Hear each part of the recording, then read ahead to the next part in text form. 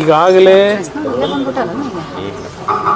ನಮ್ಮ ಹೈಕೋರ್ಟ್ನಲ್ಲಿ ಈ ವಿಷಯಕ್ಕೆ ಸಂಬಂಧಪಟ್ಟಾಗೆ ವಾದ ಪ್ರತಿವಾದಗಳಾಗಿದೆ. ಮತ್ತು ಇನ್ನೂ ಅಡ್ವೊಕೇಟ್ ಜನರಲ್ ಅವರು ಮತ್ತು ಸಿದ್ದರಾಮಯ್ಯನವರು ವಕೀಲರು ಇನ್ನೂ ಒಂದು ರೌಂಡ್ ಮಾತಾಡಲಿಕ್ಕೆ ಅವಕಾಶ ಕೇಳಿದ್ದಾರೆ, ವಾದ ಮಾಡಲಿಕ್ಕೆ. ಇದೆಲ್ಲ ಬರಲಿ, ಕೋರ್ಟ್ ಮುಂದೆ ಇದೆ. ಕೋರ್ಟಲ್ಲಿ ಅಂತಿಮವಾಗಿ ತೀರ್ಮಾನಗಳು ಏನಾಗ್ತದೆ ಕಾದು ನೋಡೋಣ. ಅದೆಲ್ಲ ಗೊತ್ತಿಲ್ಲ, ನನ್ನ ಕೇಳಿ ನಾನೇ VSLದು ಅದಕ್ಕೆ ಇನ್ನೂ ಭಾಳ ಕೆಲಸ ಇದೆ.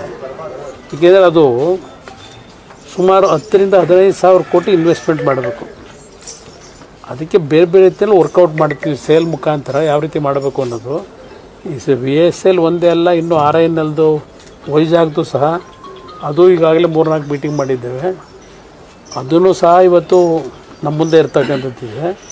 VSL ಬಗ್ಗೆ ನಮ್ಮದೇನು ಕಮಿಟ್ಮೆಂಟ್ ಇದೆ, ಆ ಕಮಿಟ್ಮೆಂಟನ್ನು ಇವತ್ತು ಈ ಭಾಗದ ಜನರ ಬದುಕಿಗೆ ಸರಿಪಡಿಸಬೇಕು ಅಂತಕ್ಕಂಥದ್ದು.